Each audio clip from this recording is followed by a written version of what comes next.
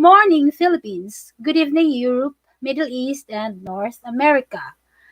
Leading Explorer here for the headlines of today. Philippine headlines. DSWD allocates 22.09 million pesos for Auring survivors. Duterte visits Caraga areas hit by typhoon. The president leave a statement. In case you ask where I am, I'm here. He tells residents of storm-hit Surigao del Sur. Court fines 38 Kadamay members 200 pesos each for trespassing. Palace addresses rising unemployment with executive order. Department of Agriculture considering recall of price cap on pork and chicken. Philippines warned versus lifting swabs test for tourists. World Health Organization country representative Rabindra Abhyasingi yesterday cautioned the government against plan to remove mandatory COVID-19 tests for domestic travelers. Duterte seeks a little more time for MGCQ shift. The president is just asking for a little more time because, again, it's a step-by-step process for him. There should be a vaccination rollout first. Let's wait and let's see a good and successful rollout of the vaccination, Cabinet Secretary Carlo Nograles said yesterday at the press briefing. Duterte insists daughter Sara not running for president in 2022, Islam's Trillianis and you. Sara on 2022, still no. For now, no, President daughter's daughter said in her radio show Monday when sought for a comment on the result of the survey conducted by the Okta Research Group. Government to reopen more industries. The government economic team will look for ways to further reopen more industries in areas under general community quarantine in a bid to curb rising unemployment and hunger amid the coronavirus disease 2019 pandemic. Senate approves bill on COVID-19 vaccination program. Palawan plebiscite test run for 2022 polls.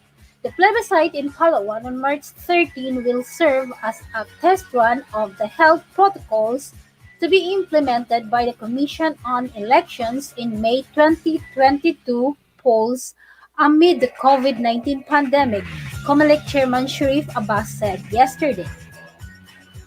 COP, 7 other charged in Korean traders' murder. Murder charges were filed yesterday against 8 persons, including a police officer in connection with the murder of South Korean businessman in Valenzuela City. 55 Pasay barangays under lockdown. 55 barangays in Pasay have been placed under localized enhanced community quarantine, the city government said yesterday. National protocol to be enforced at EDSA rights. The National Capital Region Police Office will strictly enforce COVID-19 health protocols during the commemoration of EDSA People Power Revolution tomorrow. TRO sought a new versus anti-terror law. The 37 petitioners questioning the implementation of Republic Act 11479 reiterated yesterday their appeal to the Supreme Court to issue an injunction citing supervening incident that allegedly demonstrated the chilling effects of the anti-terrorism law.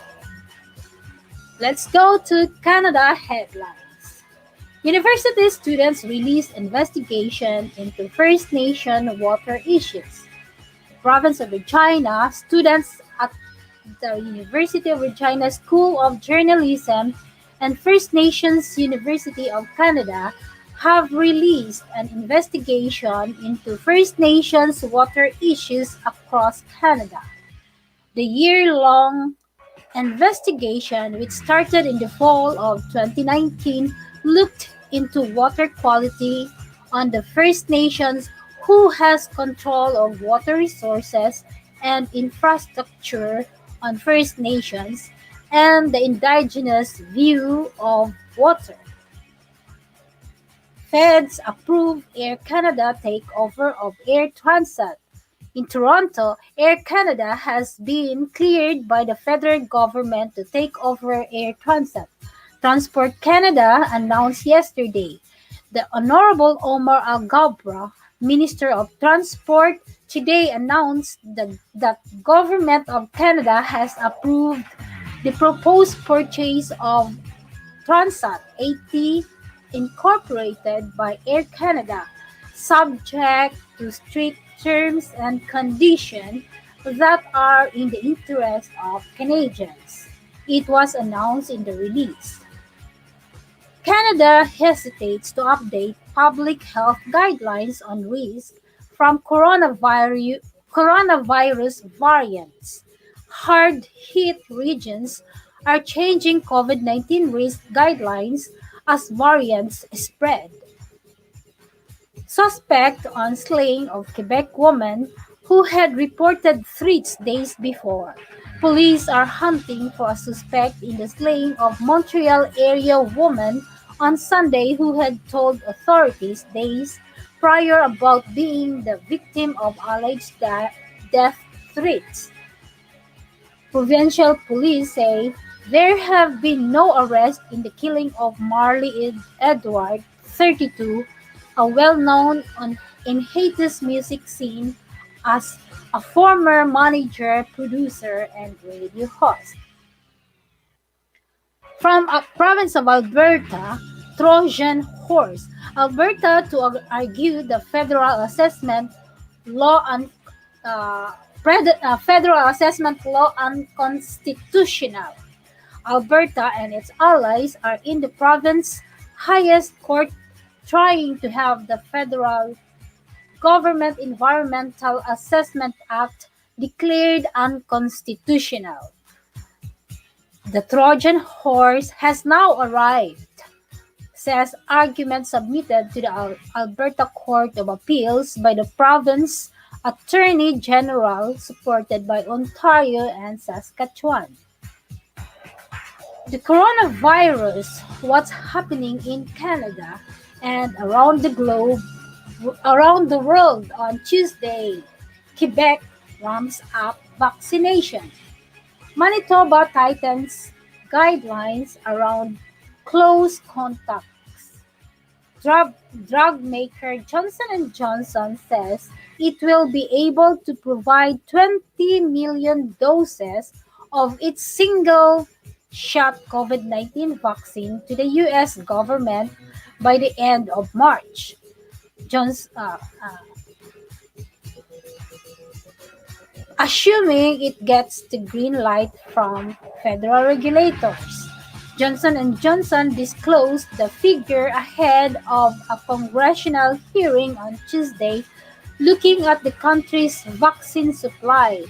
White House officials cautioned last week that initial supplies of Johnson and Johnson's vaccine would be limited. At least $61 million spent equipping federal public servants to work from home.